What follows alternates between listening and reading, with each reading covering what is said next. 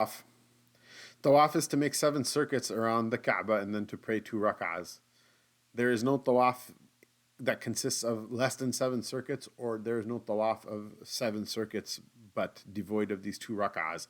The ritual worship form of tawaf consists of 7 circuits around the Kaaba combined with 2 rak'ahs. You must be in a state of wudu to make tawaf.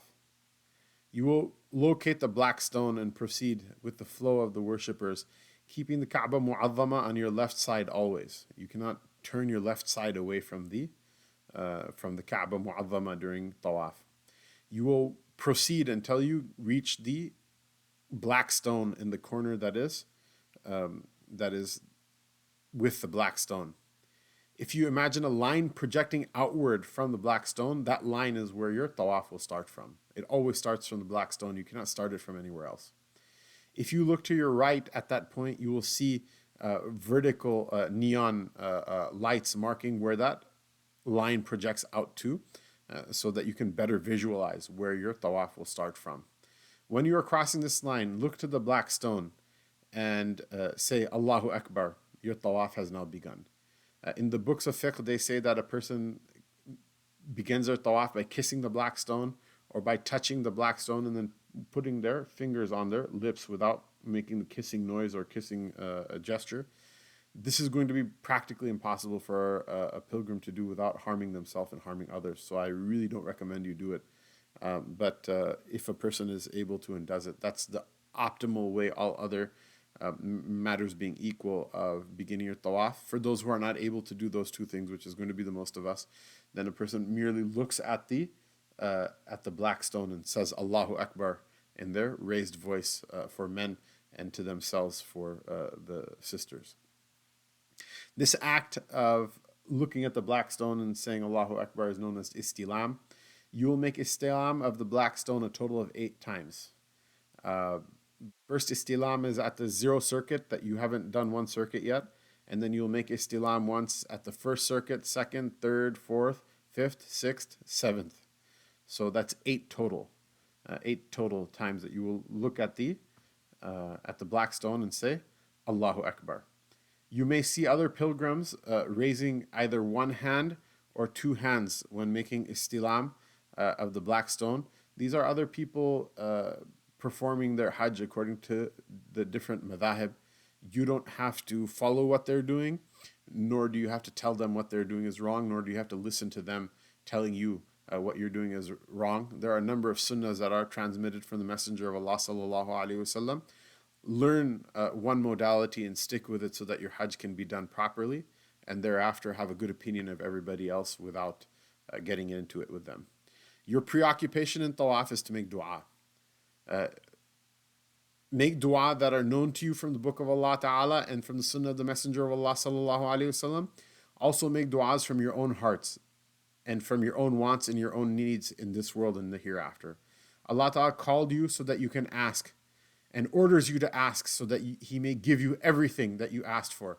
So don't fall short in asking for anything at that point.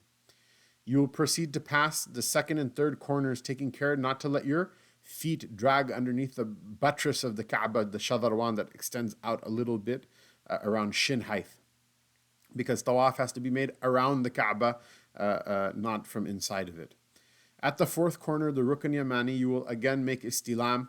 This is done either by touching the Rukn Yamani with your right hand and then placing it on your lips without kissing it for a person who's able to do so, or if they're obstructed from doing that, by reciting Allahu Akbar as one reaches it as well, if reaching it isn't a hardship. It is said that the sunnah dua for this 4th sector, the sector that's between the Rukn Yamani and between the black stone, the 4th and last sector of tawaf, is that a person should say, Rabbana atina fid dunya hasanatan wa fil akhirati hasanatan wa qina adhaban nar.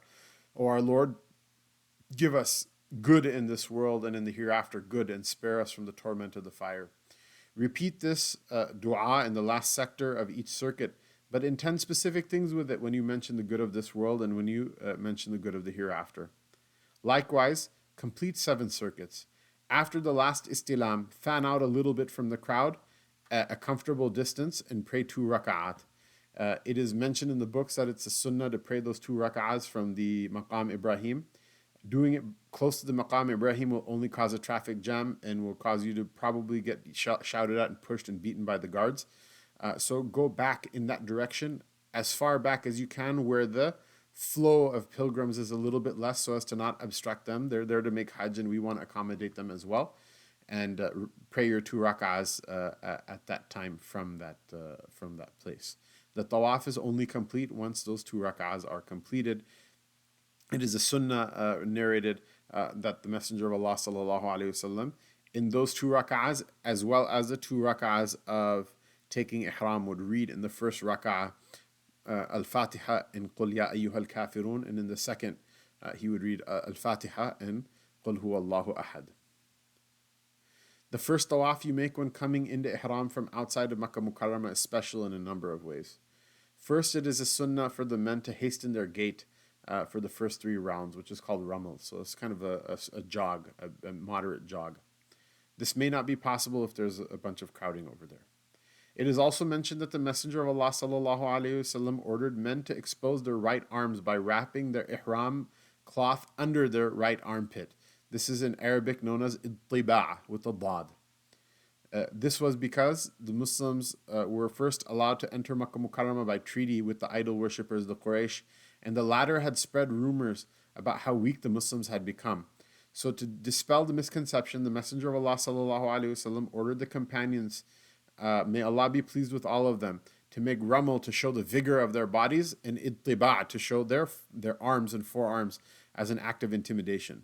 This is why Imam Malik rahimahullah ta'ala considered the ramal to still be a sunnah so that the ummah can show their vigor, but considered the ittiba' no longer to be a sunnah because there's no longer any idolaters or infidels that are to be intimidated in that Mubarak place. Whereas the other imams considered it to both of them to be a sunnah. So you follow what you follow without judging or giving anybody else a hard time.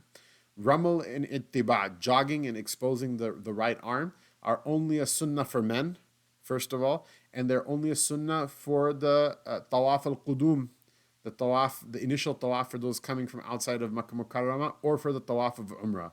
The Tawaf al-Ifada, the Tawaf of Wada', the farewell Tawaf, or the Nafil Tawaf that a person does, neither of them are sunnah for either of those things.